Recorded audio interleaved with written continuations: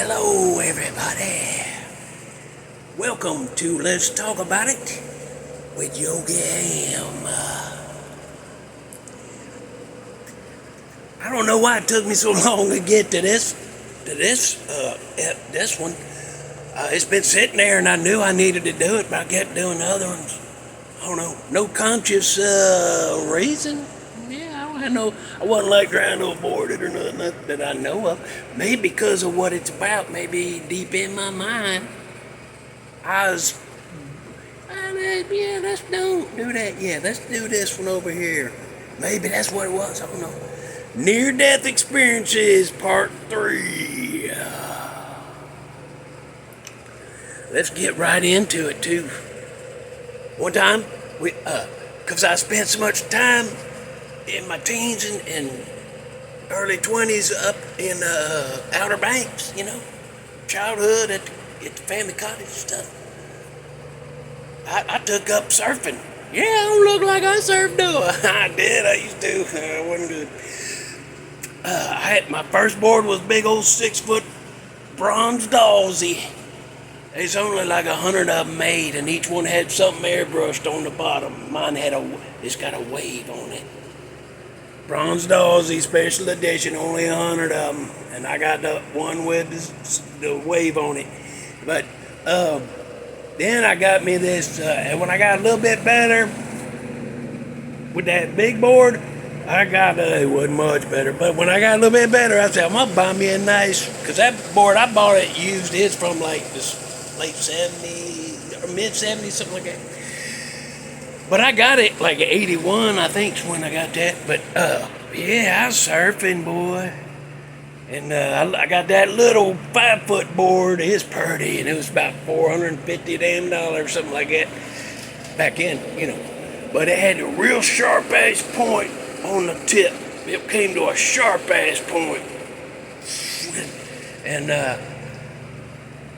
but one time I was out surfing, the little board almost killed me, and the big board almost killed me. 2 damn near-death experiences on that damn board. And what happened was, I went out, it's late October in Virginia Beach. That's that same summer into fall when I heard Ozzy Osbourne for Flying High Again for the same damn summer. There's a storm in October. And I said, well, I'm going to go catch some of them storm waves. And I figured there'd be a whole damn bunch of people out there, but no, there wasn't. There was like 2 people way down there just walking, holding hands. So I went out there, and the first wave I caught, I wrecked. I didn't catch it. Next one I wrecked. I didn't catch it. Third one, I jump up on. I didn't have any surf wax with me. So my board needed something, but I didn't have any. So when I caught this big ass giant wave, and as I jump up to stand, my feet landed too close to the edge. Both feet landed too close to the opposite edges, and they slid off, and I sat down on that board, straddling it, and that wave caught me, and me and the board. Woo! I was sitting. Like the board's like this, and I'm sitting on it. Pretend I'm sitting on it, and that wave caught it and did like this. And now I'm sitting on it, but now me and the board's upside down, and I looked up like this. You could see the sand under the water, and I was like, oh no, because it wasn't deep. The water had come back out. That wave was so big, I pulled that water back out to build it. And I hit that sand head first, boy. My neck bent like that. I couldn't feel my arms and legs. And I was in the water tumbling like, oh no. I'm paralyzed. I'm gonna drown. So I said, well, I got a good breath of air. Got a good breath in. So maybe one of these next 2 waves will flip me over. And it's already dragged me pretty close. I can feel, when I could start feeling again, I could feel the sand under me. So I knew I wasn't deep. But I slowly got my feeling back in my arms and legs, and I got up, and I left. And that's what they call a stinger, where you damage your neck or back, and right off the bat, you can't feel nothing, you think you're paralyzed, and then slowly you start getting that electric tingling. That kind of hurts like needles. But then you get your feeling back, whoo, that happened to me. That was on the big board. And then the next one, same damn, like real close together. I had the short board out there. It wasn't a storm, but it was high winds and there's some good waves. I went out there, and that's that board that got that real sharp point on it like that. And so I went out there, and there's some decent waves, and I'm a good short little wave rider. I started not so good on the medium to high, but I was practicing. You gotta break some eggs before you make an omelet, right? It's hot in here too. Oh, there's a damn blister bug in a pepper patch. Anyway, what happened was I wiped out in that wave, and my leash was old. I had my old leash on, and it snapped. So that board went way up there, and I was way down here. And when I landed, I hit, and I started trying to get up. And what we think happened, we think that because I was dating this girl, and she was sitting up on the beach, and she kind of saw it, but it was all water was splashing around. But when I was trying to get up, that board come up behind me, and that nose of that board, that sharp point hit me. You know where your neck and head come together at? You know? That, and there's like a little ball right there where the head and neck meet. That point of that board hit me right on that ball. Because I'm trying to get up thinking, oh, wow, I just wiped out good. And then, boom, next thing you know, everything black. And then I'm waking up on my back, washed up on the beach. And I'm looking around like, what the hell?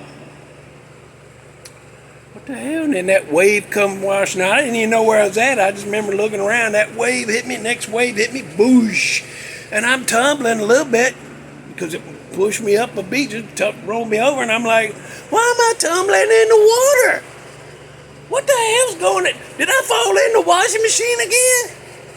What happened? What's going on? And then finally, that girl I was dating, she come over and she helped me get up, and my board was way down there. I had to go get it, but I was hurting and dazed and confused.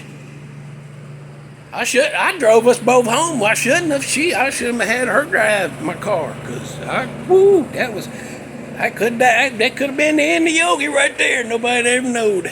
You wouldn't even know about me. Let's move on. Next one. This one time I was visiting, a buddy came to visit. I can't tell where. But buddy came to visit, and he stayed in the hotel. So I went over there to see him, and we was going to leave from there to go to this party we was going to he'd come up for. So I went out there on the balcony while he was blow drying his hair. And I went out there like this. And I leaned on that railing just like this. And all of a sudden, it come loose from the wall. The brick that it was bolted in, it come to, and it just leaned out. And I was leaning on it like this, And I was leaned so far that the only way I could have stood up was to push on that railing, because I was too far extended to use my gut muscles, my glutes and all that. And then, but all of a sudden I felt somebody grab the back of my pants and pull me in, boy. Ooh, he saved my life right there, because that's a 5-story damn drop to the sidewalk down there where there's benches and trash cans. Almost died right there. He grabbed me by the loop of my belt and pulled me back up. I can't tell you what hotel because of that corridor. Is this one of the corridors? I get them mixed. There's so many. I can't keep. I can't talk about that no more. The other time I was jogging trust. I was up in Ohio. I had one of them jobs where I just watch people and wait for them to mess up so I can correct them. No, you gotta do it this way. And then that's it. Do it about 3 times a day. Sit around. So I was jogging, and it was at night, and it's hot. It's in July, and it's hot. And I was out jogging like this. And I was staying at this, the company's apartment, and there was a row of apartments. There's a row of apartments, a driveway, a little alleyway to get to the parking in the back, and then another row of apartments. And I was coming up because I lived in that first apartment right there. I was just going to come up the alley and go right in the door. And when I turned that corner, here come my damn big ass Bonneville driven by this little teeny tiny old lady. She looked like the Where's the Beef lady. Remember her from it? Go look it up if you don't know what I'm talking about. And then there was nowhere for me to go because my plans, I saw the headlights coming, right? But I thought, like a normal person, you're going to be in the middle of the alley. And I got like 10 foot between the middle of the alley and the wall. So I'm going to cut right up. I ain't going to wait for the car to come out. I'm going to cut. She's right up against the wall. I had nowhere to go, boy. And I tried to jump up on the hood and then jump off out of the way to the side. But she was going too fast. My feet caught the front of that car and flipped me over. And then I landed between the car and the wall. And there was like a foot. And then it dragged me, scraped me off. The whole left side of me was road rash, boy. That hurt. Because you had to treat them like burns.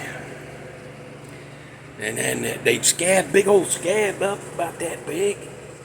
Then they'd start bending on the end, so you had to watch everything you wore or what you sat on, because it would catch that scab and try to pull the whole big old... Something on my calf. On my, the side of my thigh, it was a scab big as my hand. And it kept catching on paints and... Whoo, that hurt. And that little old lady jumped out of the car. She's hollering, whoo, whoo, whoo, like that. And when I looked on the car, I saw her feet get out, and then the car started moving. She jumped back in, had to stop it. She forgot to put it in park. She tried to take me to the hospital, and I looked at myself, and I said, I'm fine, look at this. I'm fine, just scrape some scrapes, that's it. And she was like, here's my number. If you need to go to the hospital, you call me, I'm going to come get you. I was like, all right. So she drove off. I went in the house to go take a shower, and when I walked in, I looked down and went, oh, look at them slightly scraped areas that are just, because I had tan, because there was a pool neck over there we was going to every damn afternoon, every weekend while I was staying there working. I was tan, so everywhere there was a scrape, it was like white skin. It was like there wasn't tan right there.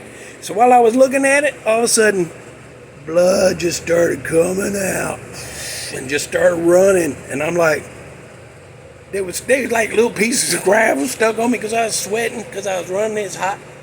Anyway, that's what happened. That's what happened with that. So that's the end of near-death experiences. We're way over budget. I just keep talking, don't I? I just don't know how to quit. Go over budget so much. I'm sorry about that. I'll try to be more professional. Ain't funny. Song. I'm gonna give you a little song to. I'm gonna give you a little song to listen to. Y'all, most of y'all probably know Fleetwood Mac was a whole different kind of band before, like all the classic lineup. Before that, before it was a classic lineup, it was another lineup, and they did this in 1973. They did this song called "Hypnotized." Fleetwood Mac, 1973, Hypnotized. Go listen to that. I love that. Like, yeah, you just floating and close your eyes and listen to that. Put headphones on. Woo, put some headphones on there. You're going to love that. I'm going to do that right now. So if you like that song, go listen to that song. And if you had a near-death experience like one of mine, or if you got one you want to share, put it in the comments. Share that shit. It happened to you, you might as well brag about it. Surviving that. Anyhow, okay, bye. I'm going to go listen to that song. Bye.